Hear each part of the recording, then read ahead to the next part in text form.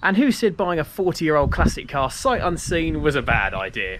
Hello you lot, Miller Corner here, welcome back once again to my glorious Mercedes W123. W123s, yes, they're mechanically bomb-proof, but they are known for rusting like crazy. Everywhere on these cars is a rust hotspot. I've done a buying guide for Classics World, and the list of rust spots was as long as your arm. It was immense. But this car is really, really solid. Underneath, there's no rot in the floors, the sills, the jacking points, even the bulkhead, the boot floor, the spare wheel well. This car is as clean as a whistle, but it does have one slight problem that makes me think I haven't quite got off scot-free.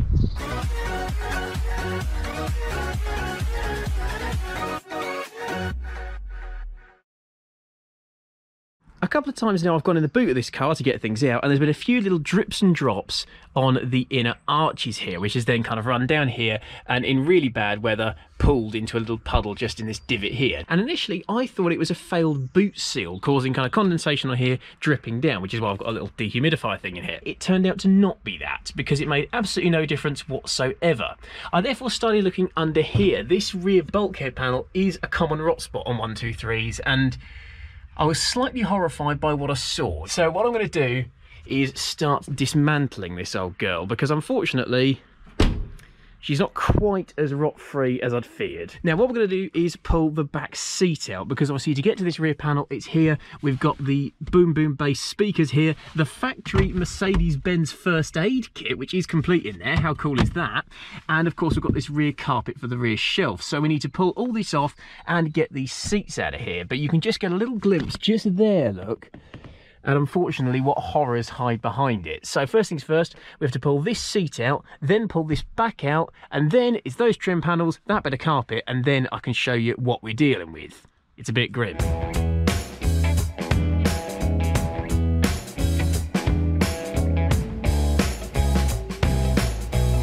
And what's behind it is not quite so good.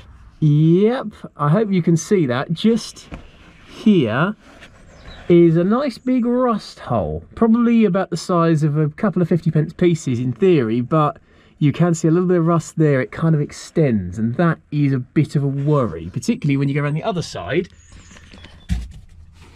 And again, I don't know how well you can see this, it's even worse. And that is not, despite what it looks, Mercedes-Benz's idea of rear seat fresh air.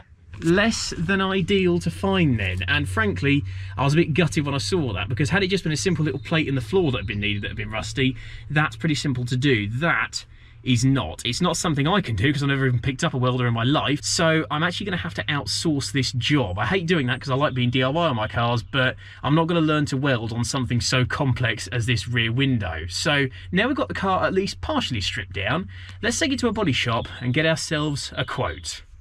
Fingers crossed.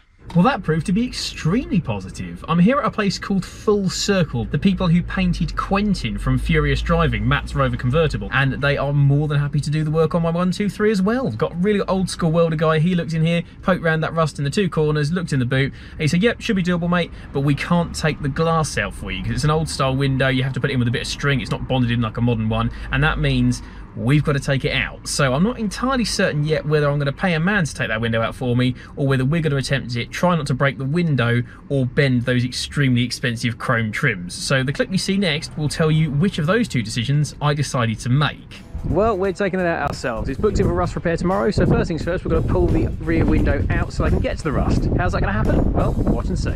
So first things first, the chrome trim lifts off, and it's actually just a little bit of careful prizing, and it appears to be coming away.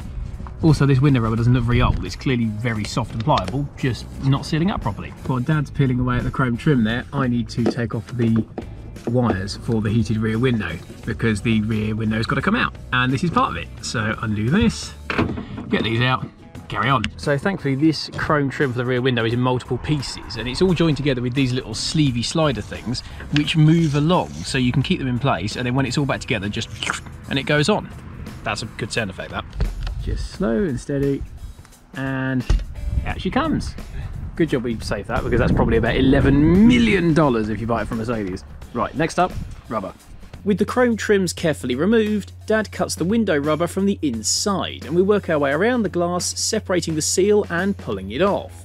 Plastic trim tools help here, since they allow you to lever against the glass and the seal without the potential damage caused by a screwdriver. It's then time for the scary bit, lifting the rear window out of the car.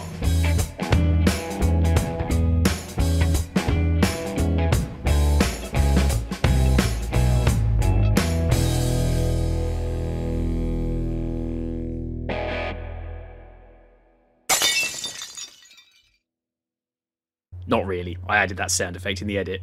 Then we can peel the remains of the seal off, clean up some glue left by the previous refit, and admire my newfound ventilation. My car's got no back window, so that turned out to be surprisingly easy to do. The chrome trim comes out fairly easily if you're gentle with it, and the old rubber, because we're not keeping it, we just cut it basically. The rear window is out over there, wrapped up in a duvet, that's nice and safe, and we can actually see the true extent of the issue. So if I go in here, it's very well ventilated, you can see there are your holes, and it's obviously been fiberglassed up at some point, which is less than ideal. We do want to get all of that cut out, but on the whole it's okay. That all looks fairly plateable. We can cut that out and plate that there. There's a bit of rust at the bottom of this pillar that I've just put some rust converter on, turning black there. There's a little bit here which has gone as well, and obviously not been very well repaired, so that can just be cut and lipped.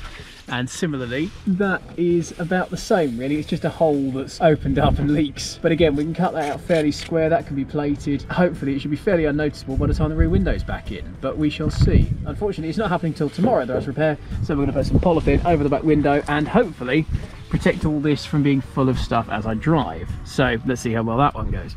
Well, we've polythened the window all up and hopefully it's watertight because yeah, Mother Nature has decided that it's going to be a bit wet and wild tonight.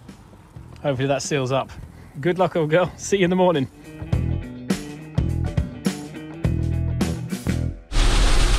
The tape's torn. The polythene's come off pretty much immediately. Not going well. Oh God. So after a very blustery drive, we've eventually made it to the body shop. I've taken the polythene off and the Mercedes is looking a little bit worse for wear, but spoken to the welding man, rust repair will be done. So grotty, crusty stuff and fiberglass be gone. She's in very good company though. Don't know if you can see in there, look.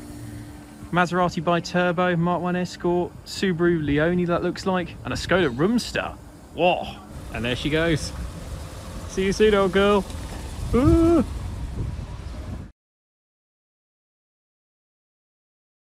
And there we have it, where once there was rust and fiberglass, now there is metal, and it's all been sealed up to keep it protected. This has all been painted. There was a little bit of rear shelf missing there. That's all been welded up, so that's all solid as well.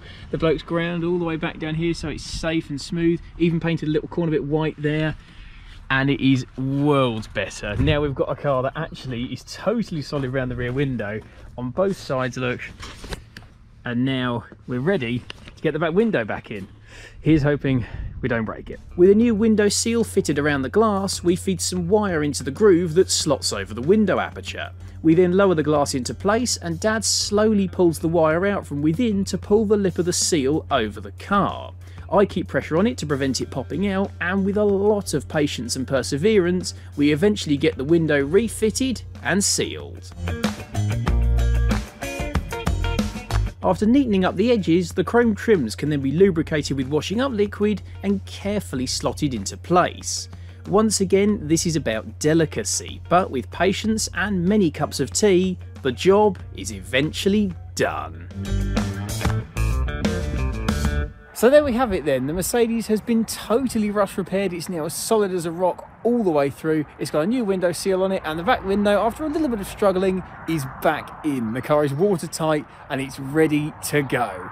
It's taken a little bit longer than expected, and as you might be able to tell, it is slowly getting dark. So I'm going to rush inside. This car does need a bit of tidying up after being in the body shop. A few little bits to sort. For a start, you might be able to see there's no back seat in it at the moment, but we'll get to that in a future video. For now though, thanks very much for watching everybody. Catch you soon. And have a good one.